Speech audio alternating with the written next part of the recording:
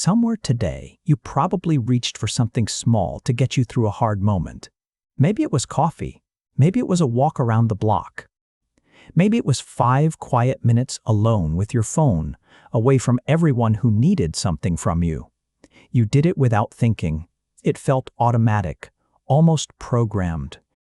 Now picture a camp on the edge of a marsh in what is now the Utah desert. No pyramids exist yet. No writing exists yet. Agriculture is thousands of years away, and so is the wheel, and so is the very idea of a city. A small group of people crouch around a fire, plucking ducks they hunted from the wetland beside them, resting after a long day, and one person gets up, walks toward a nearby hillside, and comes back holding a plant that grows wild there. That plant is tobacco. The charred seeds this person left behind by that fire, more than 12,000 years ago, are the oldest direct evidence of tobacco use ever found anywhere on Earth. Here's what nobody can fully explain. Those seeds don't burn well, so they weren't fuel. They aren't food either. Somebody carried this exact plant more than 8 miles from where it grows, on purpose, to a fire where people already had everything they needed to survive the night. Why this plant out of everything growing in that marsh? 12,000 years later, the plant that person picked up is still one of the most widely used substances on the planet.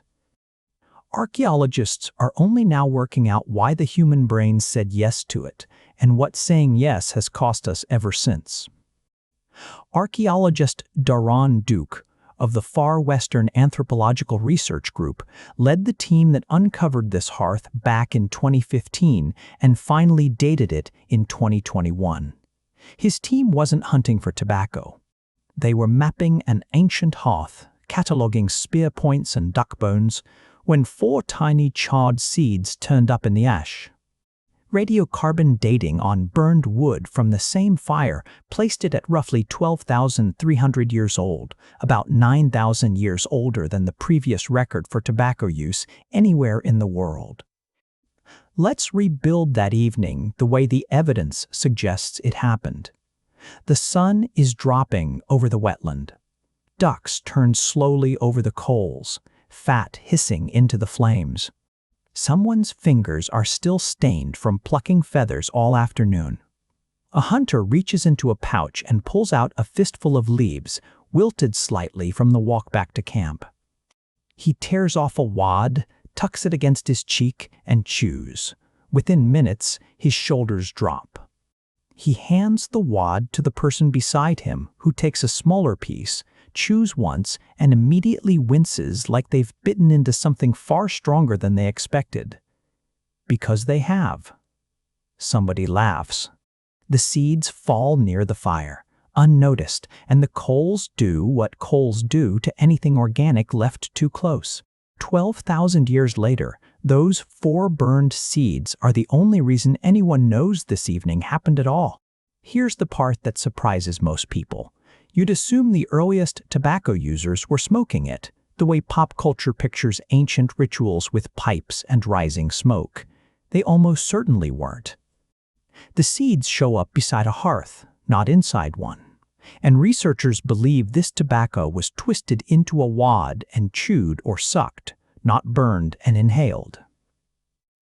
The oldest confirmed smoking pipes come 9,000 years later. Chewing came first. Smoking was the sequel. The species these hunters picked is called Nicotiana attenuata, coyote tobacco, and it did not evolve to make anyone feel good. Ian Baldwin, who directs the Max Planck Institute for Chemical Ecology and has spent decades studying this exact plant, has shown that it manufactures nicotine specifically to poison the insects that try to eat it. In a hungry caterpillar, a strong enough dose is lethal. The plant isn't offering a gift to anything that bites it. It is running a chemical weapons program, and every human who has ever felt calm after a cigarette has been quietly borrowing a caterpillar's poison.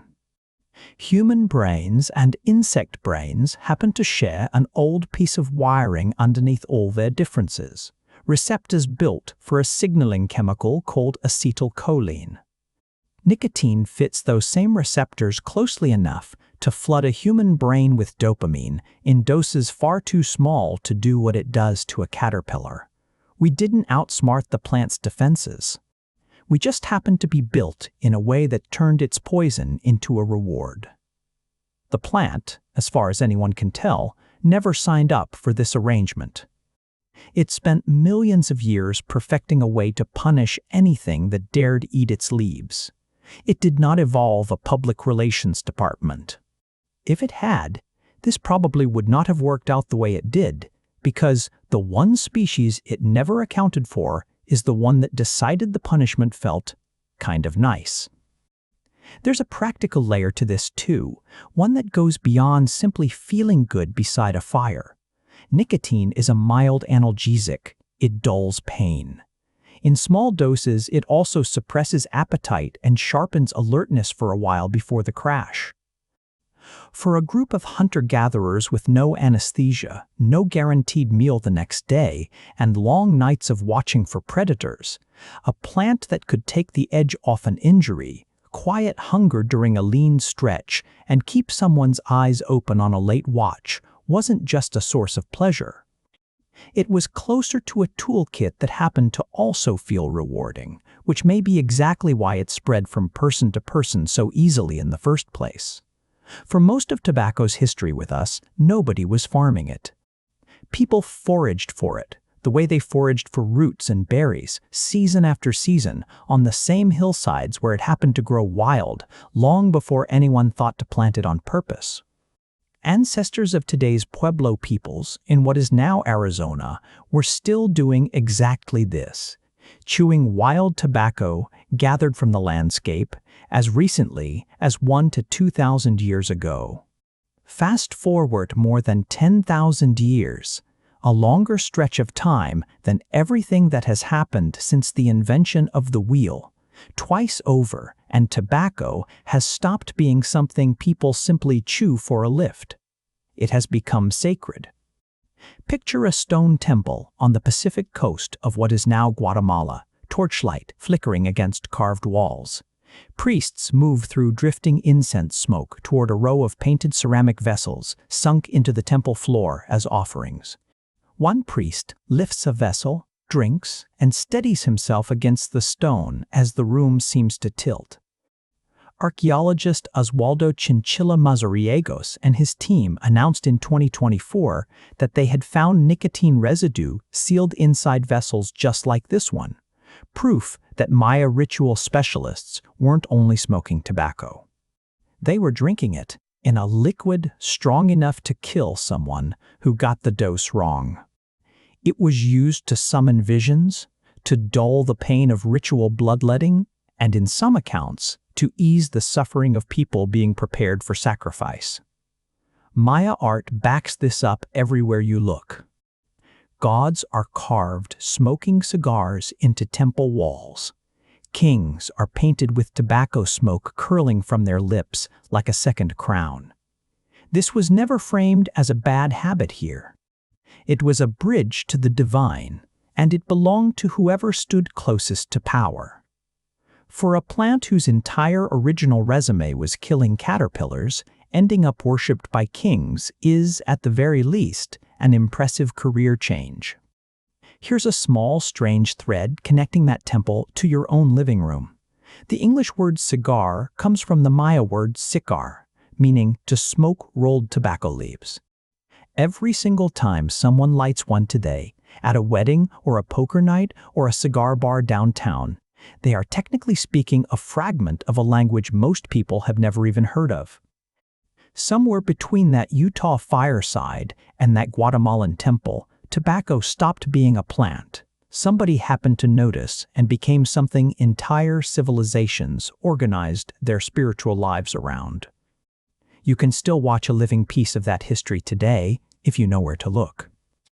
Anthropologist Johannes Wilbert spent years among the Warao people of Venezuela, documenting shamans who roll enormous hand-twisted cigars, far thicker than anything sold at a store, and inhale enough smoke to reach a trance deep enough that they believe they are speaking with spirits on the other side.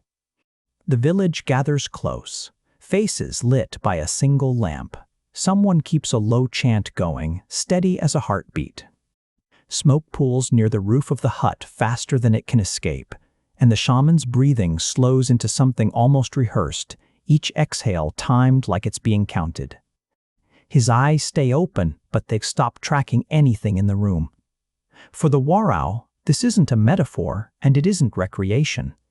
It's a technology, refined across generations, for reaching a state of mind the body cannot get to on its own, and everyone present treats it with the same seriousness you'd give a surgeon scrubbing in. Notice what's actually happening here. We tend to imagine our ancestors as simpler than us, reacting only to hunger, thirst, and cold. This is where that assumption falls apart completely. The very first psychoactive habit anyone can prove, anywhere on Earth, wasn't chosen for calories or warmth. It was chosen deliberately and repeatedly for what it did to the mind. 12,000 years before anyone wrote a word down, someone had already figured out how to change the way their own brain felt, on purpose, using nothing but a leaf. That single decision, repeated by strangers who never met each other across thousands of years and thousands of miles, is arguably one of the oldest continuous threads connecting you to the very first humans who ever crossed into this hemisphere. Tobacco stayed largely a plant of the Americas for most of its history. Then, within a couple of centuries of European contact, it spread to nearly every continent on Earth, riding merchant ships the way it once rode in a hunter's pouch. The ritual got stripped away first. The chewing became rolling. The rolling became the cigarette. Today, the World Health Organization estimates that 1.3 billion people use tobacco worldwide, and that it contributes to more than 8 million deaths every single year, a number that would have been unimaginable to the small group of hunters who first carried those leaves back to their fire. Here's the question actually worth sitting with. The plant never changed. Nicotine still does precisely what it did in that marsh 12,000 years ago. It still floods the same ancient receptors. It still borrows the same insect poison to trigger the same small hit of dopamine, whether that happens beside a smoldering hearth or on a smoke break outside an office building on a Tuesday afternoon. What changed was us. How far we became willing to go to keep getting it. How good we got at making sure it was always within reach, in every corner store, on every continent, at every hour of the day. That 5-minute break you took earlier today began at a fireside camp on the edge of a marsh, before the pyramids, before the wheel, before anyone on Earth had a word for tomorrow. You are not indulging some modern weakness. You are finishing a conversation your ancestors started with a plant that was only ever trying to protect itself. And as far as anyone can tell, that plant never once asked to be carried 8 miles from home. It only ever asked to be left alone.